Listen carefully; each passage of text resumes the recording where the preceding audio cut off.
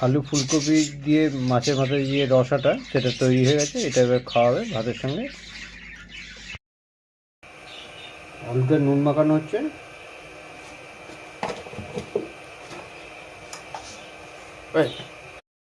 কপিতে নুন দেওয়া হচ্ছে,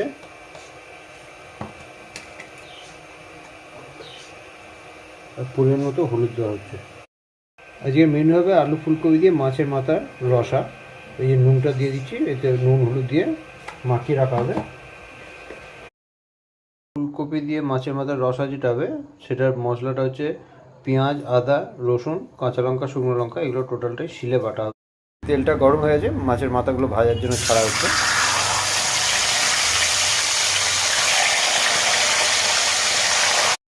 মুড়োটা ভাজা হয়ে গেছে, এবার মুড়োটা তুলে নেওয়া হচ্ছে। এবার আলুটা ভাজা হচ্ছে। আলুটা ভাজা হয়ে গেছে, এবার আলুটা তুলে ফেলা হচ্ছে। কপিটা ছাড়া হচ্ছে তেল গরমে।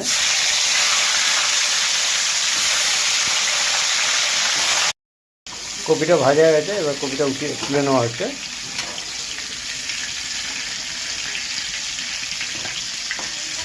তেলটা গরম আছে, এবার পেঁয়াজগুলো দেওয়া হবে ভাজার জন্য। সঙ্গে তেজপাতা দেওয়া হচ্ছে। ভাজা হয়ে গেছে, এবার মশলাটা দেওয়া হচ্ছে। লঙ্কা, আদা, পেঁয়াজ যেটা শিলে বাটা হয়েছিল টোটালটাই মশলাটা দিয়ে এবার মশলাটা টমেটোটা দেওয়া হচ্ছে। এটা পরিমাণ মতো হলুদ দেওয়া হচ্ছে, লবণ দেওয়া হচ্ছে। ভাজা মুড়োগুলো, মাছের মাথাগুলো ভাজাগুলো দিয়ে দেওয়া হচ্ছে এর মধ্যে।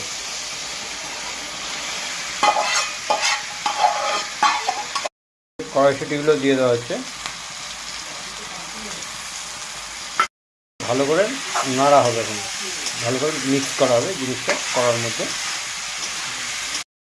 দিয়ে যে মশলাটা দেওয়া হয়েছিল সেটা থেকে তেল ছেড়েছে, এবার ভাজা আলুটা কপিটা এর মধ্যে দিয়ে আর একটু নাড়া হবে জিনিসটা।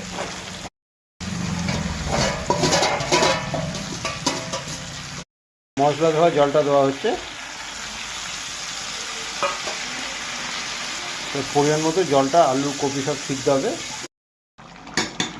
এবার গরম মশলাটা দিয়ে দেওয়া হচ্ছে, দিয়ে দেওয়া হচ্ছে। ধনেপাতা তরকারিটা হয়ে এসছে, এবার ধনেপাতাটা দিয়ে দেওয়া হলো।